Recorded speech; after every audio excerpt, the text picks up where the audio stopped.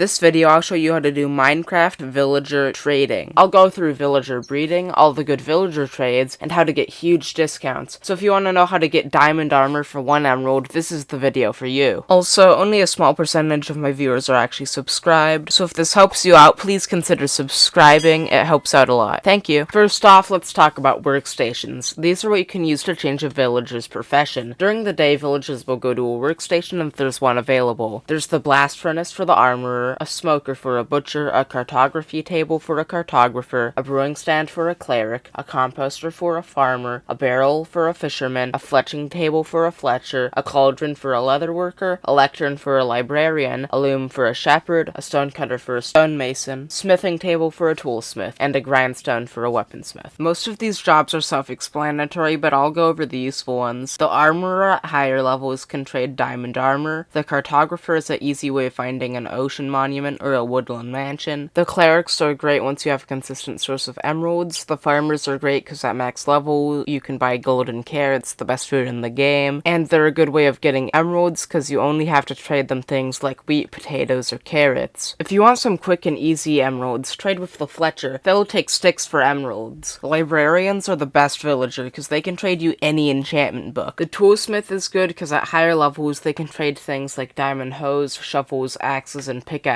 The weaponsmith is good because at higher levels they can trade things like diamond axes and swords. Now let's talk about villager breeding. Villagers will breed if there's one more bed than all the villagers in the village, and 2 villagers either have 3 bread, 12 carrots, 12 potatoes, or 12 beetroot in one slot of their inventory. Any villagers with food in their inventory will spread it to other villagers, so no need to worry about that. Keep in mind, villagers will not pick up food if mob griefing is set to false. Now let's talk about how to get those huge discounts I talked about earlier. You may have seen a couple of these zombie villagers walking around your world and think that they're just zombie reskins, but you can actually turn them into regular villagers and they'll give you huge discounts on their trades. First, you have to make a splash potion of weakness. What you gotta do is get a brewing stand and put water bottles in it. And then what you wanna do is give it blaze powder to power and put a fermented spider eye inside. This will turn the water bottles into weakness potions. Then simply add a gunpowder and they'll become splash potions. Next, make a golden apple. Just put an apple in the center of a crafting table and gold around it, and boom. Next, all you have to do is go to your zombie villager, splash them with weakness, and give them a golden apple, and they'll start curing. Once cured, they'll give all those amazing discounts we talked about. Finally, I'll give you some tips to make your life a whole lot easier with villagers. Something really simple you can do is if you haven't traded with a villager yet, you can break their workstation and replace it to refresh their trades and try to get better ones. This is incredibly useful on villagers like the librarians, so you can get that sweet mending book trade. Another thing you can do is if you see a zombie villager around your world, just put them in a boat and put a roof over their head and they'll be safe. Mobs can't move on their own when they're in a boat or despawn, so this is incredibly useful. Leave a comment if you need help with anything.